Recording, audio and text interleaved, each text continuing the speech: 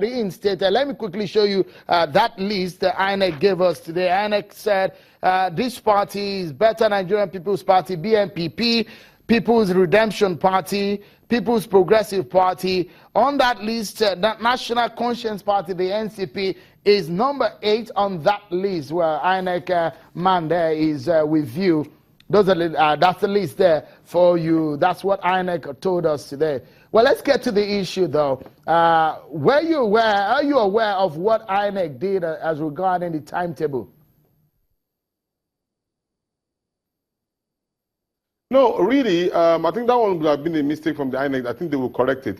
The NCP and many of the political parties were not actually aware of the issue of date of election. But I think INEC did quickly correct itself by calling the political parties for a meeting, since they are better informed now to discuss with the political party.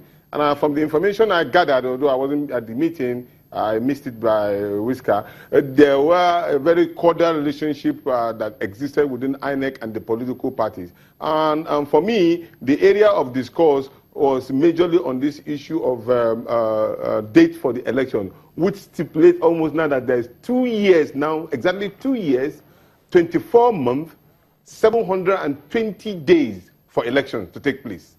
And that is good for planning. For majority of the political parties who are willing to contest election, that gives them room. We are better informed now that anybody who is ready for contesting election should know that he has 720 days to start making his action and intention known. But I am seriously worried with regard to the issue of voters register and voters card, the machine, that is the card reader machine. These are fundamental issues, and in particularly too, the issue of delineation.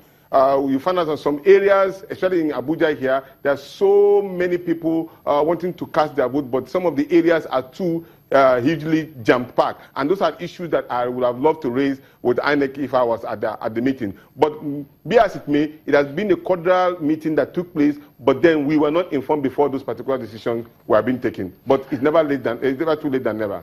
Well, Mr. Oluwole Osazuzi, the Director of Voter Education at INEC, when we wonder, INEC probably should have met with the political parties before deciding on the date. It may not be a legal matter, but when we think it may be a procedural issue that INEC should seek the consent of the major players before deciding. Did INEC consider this, or did INEC take that decision just on its own volition? Well, let me clear one thing. The INEC has not released a timetable for the elections. It has released a date for the conduct of the elections. There's a big difference. It's like saying you are doing an exam between this time and that time. Now, when you have history, when you have biology, when you have chemistry, it has not been listed. We will eventually and subsequently, especially after due consultations with stakeholders, now issue a timetable and schedule of activities. That point has to be made clear.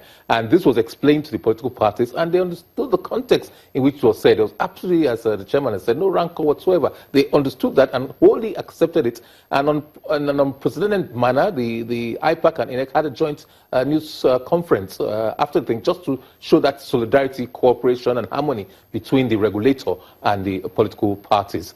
Well, and you yourself, Sean, made a point that it is not a legal requirement, but yes, it is good to, as part of its deliberate policy to engage stakeholders and involve them in decision-making, we had this consultative meeting between the political parties and the Commission.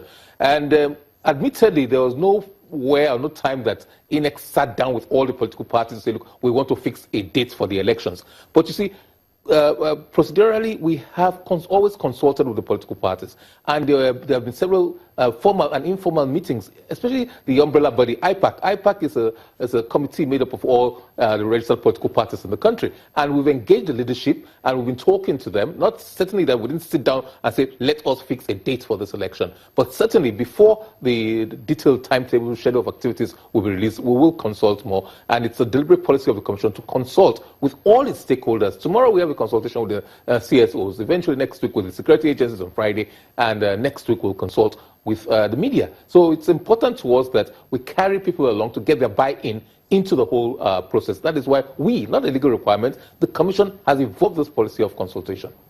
When we wonder the kind of pressure now that you have put into the political space, this is the first time we will see INEC coming 2 years before the election. When we wonder, what was the real reason behind INEC's decision to come this early? Some people have said it's a good decision, but some others have said, especially for the ruling party, it's somewhat a distraction to governance.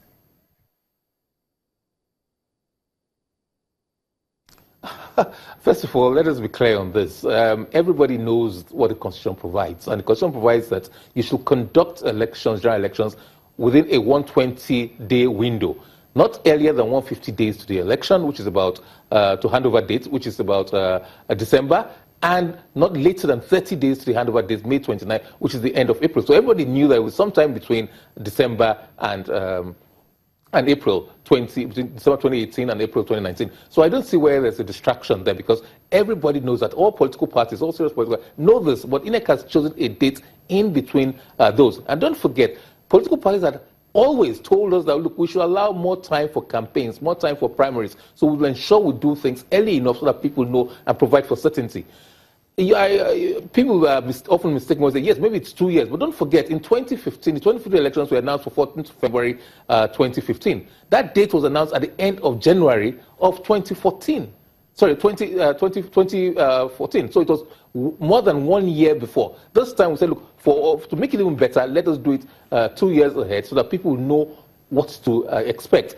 You recall you were in Edo, for example, and there was this debate as to why should INEC fix an election on the day that WAEC is having some exams. Now, people like WAEC, you don't know how much our activities, electoral activities, impact on stakeholders. WAEC, you might not call a direct stakeholder in the electoral process, but our dates, there was a conflict of sorts between us and them. Political parties have to plan. Mr. Ozazi, we need to take a moment on the program. When we return, Alhaji Yunus Tanko, National Chairman of the NCP, and Mr. Oluwole Osazi-Uzi, the Director of Voter Education at INEC, will be joining me again on the program on some critical issues regarding 2019 election.